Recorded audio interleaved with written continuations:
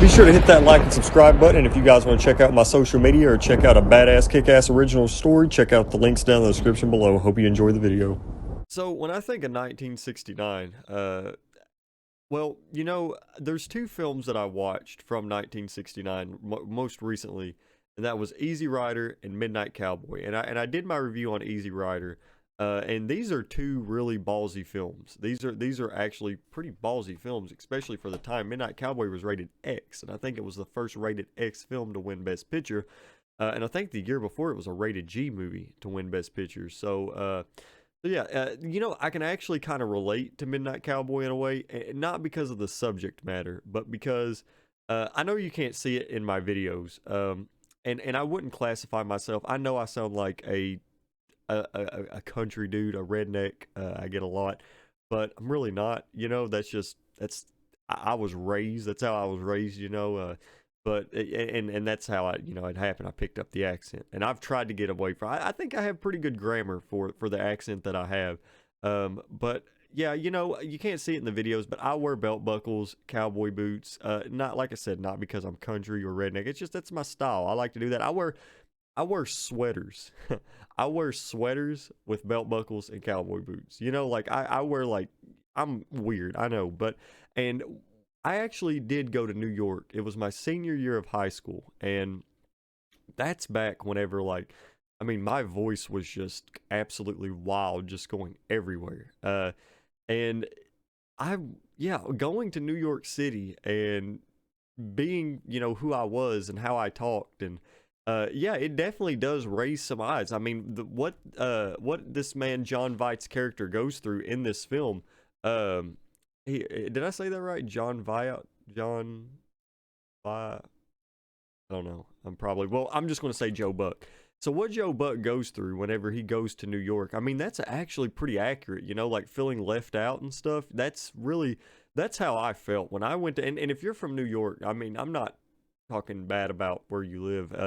I mean, it was an experience for sure. And it's beautiful. You wouldn't think that having a bunch of buildings around you would be beautiful, but it is. And I really did enjoy the Statue of Liberty. But yeah, I really did feel like a sore thumb. I felt just, I mean, I just didn't feel like I belonged there. Um, Not to say I feel like I belong where I'm at, but I'm more of a Southwest kind of dude. But yeah, I understand where this guy's coming from in this film, and I didn't go to the extent of not having a place to stay, or anything like that. But when I was in New York, we did get stranded, and one of my friends actually took a plane home, and me and my other friend, we had to get our car battery fixed, and yeah, it was a time. We didn't have nowhere to go. We were just walking the streets of New York. And that's why I could really relate to this film. I'm serious. It sounds like a crazy story, and it is. I mean, I'm telling you, we were stranded there. It was crazy. We just didn't have nowhere to go. We had to walk. We slept in a parking, or not a parking garage, but like a taxi garage or a taxi mechanic.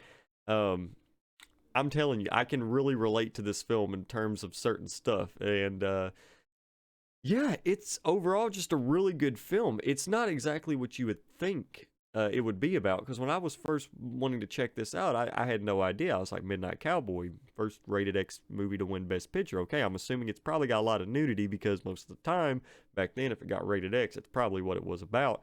Um, and it really is just about a dude that moves to New York City hoping to have women to pay him for uh the boogie. And yeah, it doesn't go his way, so he meets Ratso, or Dustin Hoffman's character, and Dustin Hoffman is just, I love Dustin Hoffman. I really do. I think he is one of the greatest living actors ever. He is absolutely just, I mean, any role that he takes on, I mean, he nails it. I love Dustin Hoffman. But anyway, yeah, and it's pretty much just about their dynamic and them going around New York and trying to survive, trying to you got one that's actually trying to survive in New York, and then you got one that's more so trying to fit in.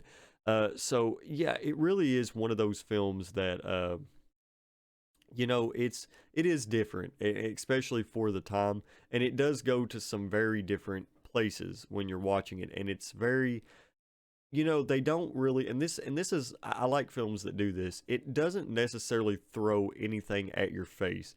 Like there's some flashback scenes in the film that, you'll watch and you'll be like, "Oh wow, I want to know more about this. This is actually kind of crazy. This is kind of shocking." And you don't they just don't really get into it that much. But you can look at, like, videos and read stuff about it and get an idea of what was actually happening.